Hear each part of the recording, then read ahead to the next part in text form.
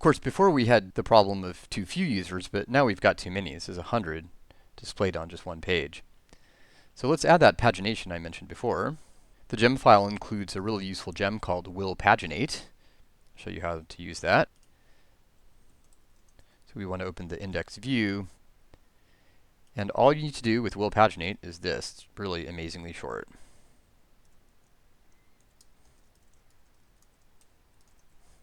It's hard to believe this will work. It won't quite work by itself. There's one thing we'll have to do.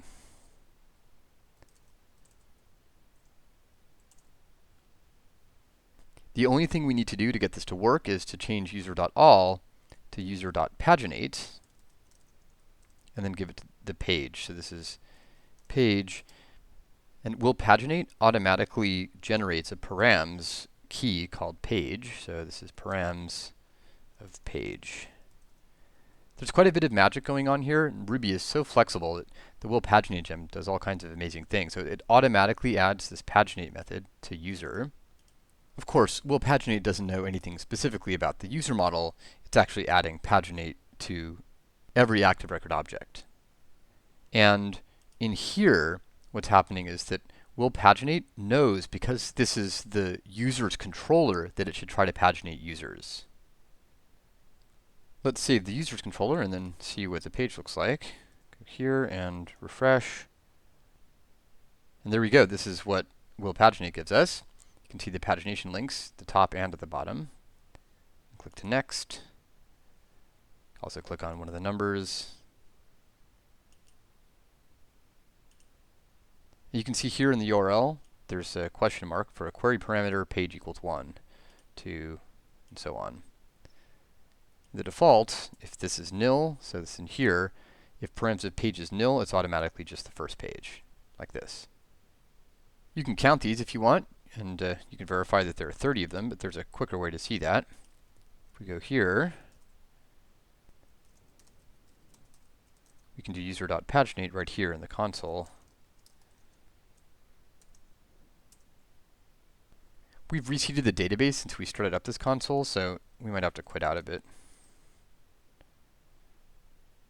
All right, time for the heavy guns.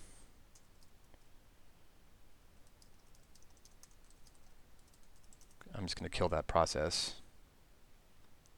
So here it is. Before I kill it, let's see if it's there. It's still dying. Let's kill it.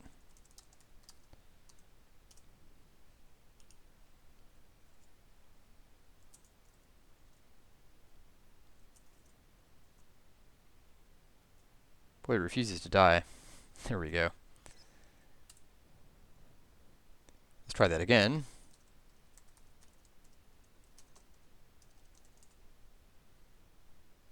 Of course, that just dumped a bunch of users to the screen. So let's scroll up, see what the SQL was. So you can see here, user.paginate.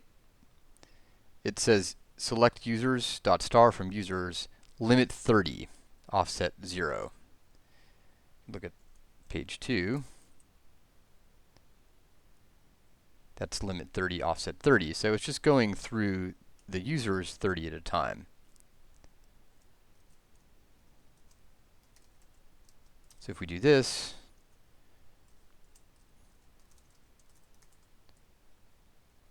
oops, at users doesn't have a count method, maybe length. Oh, there's no at user. At users.count. There we go. That's weird. It's so it looks like it actually is returning for count the full number in the database. So I bet count and length are different. They're usually the same for arrays, but this is not an array. Yeah, so at users.length is the length of these users, but if you count them, it actually counts the total number. That's kind of strange because for an array they're the same. If you do like this,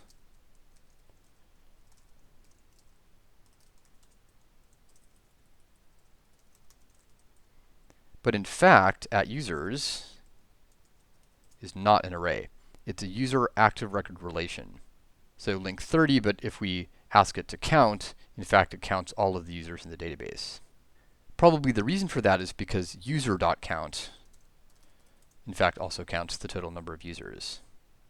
We can even do this. We can do at user, we can do this. We can do user.paginate page2.count, and you can see, in fact, it's just executing count through the relation. So it's just counting all of the users. In any case, using paginate like this lets us display only 30 users at a time and go through them with these convenient links.